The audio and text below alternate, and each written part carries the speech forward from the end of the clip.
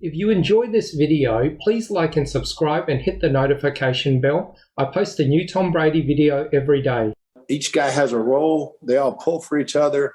And if you bitch about not getting it from Brady, you probably ain't going to get it. Is it possible, Colin, that a different Boston sports team has finally trumped selling Babe Ruth to the Yankees? And that's what Belichick did. And here's the thing. By the way, I thought Brady was cooked too. So I was as wrong as anybody on this. However, when you go through the timeline of, and now it's not just Brady, it's also Gronk looks amazing. And you're like, okay, in 2014, Belichick drafted his replacement.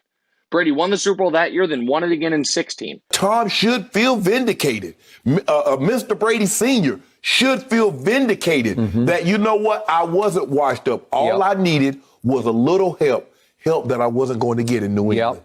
In 2016, going into the summer, Brady wanted Garoppolo gone. Belichick wouldn't do it. They go into the 2017 season. Brady kind of forces the hand via the thing with Kraft, gets Garoppolo out of there. I thought was really personal when Robert Kraft, apparently at some, high-end retreat with billionaires, said, I got to leave this meeting and go hang out with the most miserable blank in my life. And I could see Belichick reading that and thinking, I've probably doubled your net worth. Was that the kind of thing that would expedite an exit, or do you think Bill is strong enough that just flies past him? It doesn't stick. It doesn't land for him. I don't think that one landed for him. I think that Robert Kraft may have offered an explanation. Hey, I was kidding around. I didn't really say it that way. And I don't think that is going to have really much to do with Belichick in terms of how long he's going to coach the Patriots or coach at all. I think Belichick understands that there are a lot of people around the league who don't really like him. And he's never been all that close to Robert Kraft. In that organization, the relationship that was a close one was between Kraft and Brady. That was sort of the transformational relationship. The transactional relationship was Belichick and Kraft and Belichick and Brady. That was always transactional. And so I don't think that comment really changes anything. Belichick doesn't really care.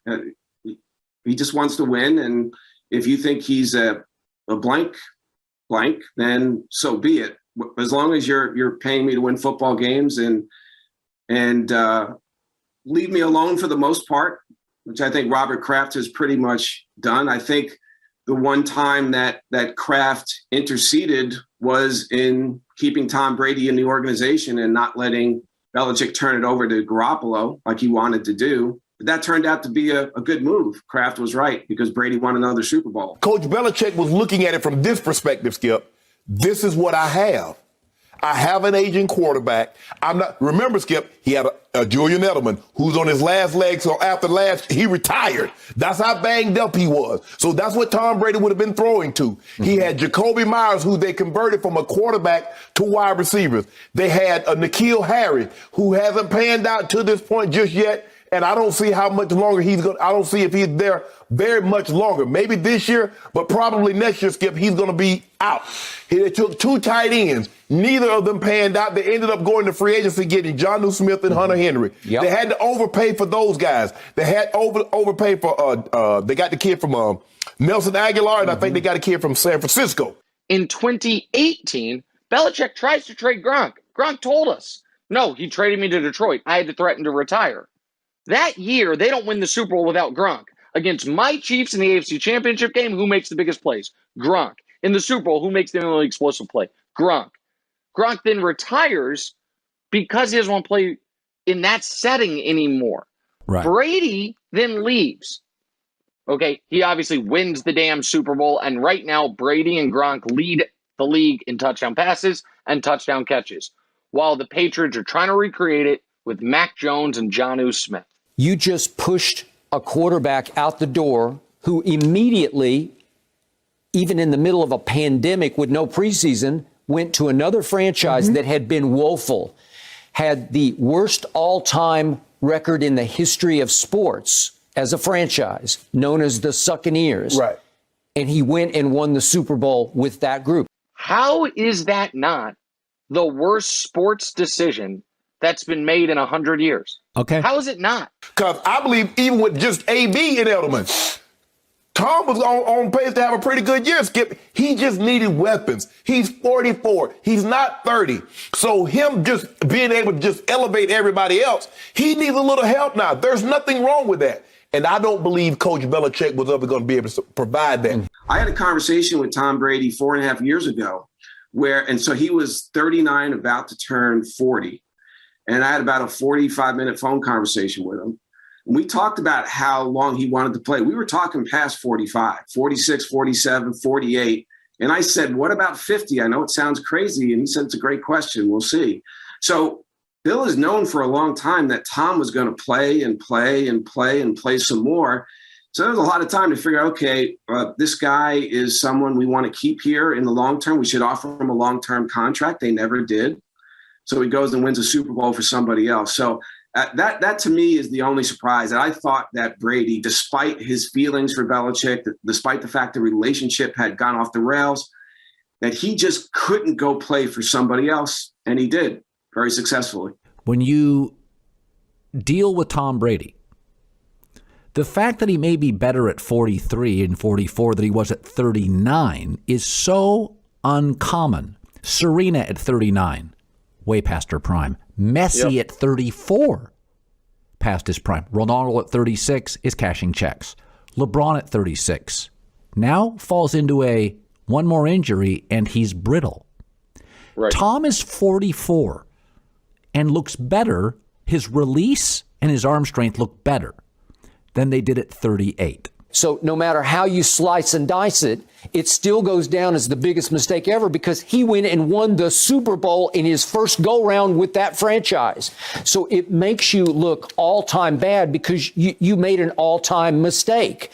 Belichick went against what his fans wanted, his players wanted, and the owner wanted because he knew better. And he was wrong. And he was wrong with a guy he'd been around for 20 years to where if anybody should have known maybe he's going to be different, you would think it would be Belichick. And so I don't think it means this isn't about who gets more credit, Brady or Belichick. It's not about Belichick's place in history. It's about this individual decision. It's trending towards historically awful. Okay. What happened over the last 5 years in New England was, you said for disaster. him to let it get the cover, get that bit. Okay, yes, okay. He let it happen. I'm not talking about the money. Okay. No, I'm not talking about contracts. I'm talking about acquiring players. Right. He let it get. The failure was that he kept saying, because he has no input into that. Right.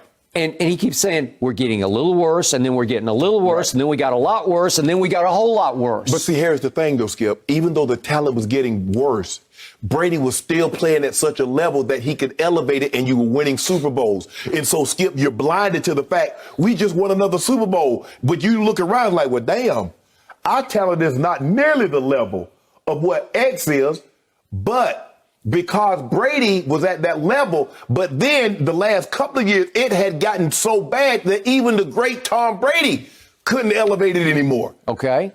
But he knew that he could go show the Buccaneers how to win. Yes. Like, what do we always talk about? My Dallas Cowboys. They just might be the most talented team on paper. Right. And then what happens? Well, they don't have him at the helm. They don't have him running the locker room. They don't have him as the ultimate final voice, of reason in the franchise. Right, because it's a situation when a guy like that walks into the room, everybody gets quiet.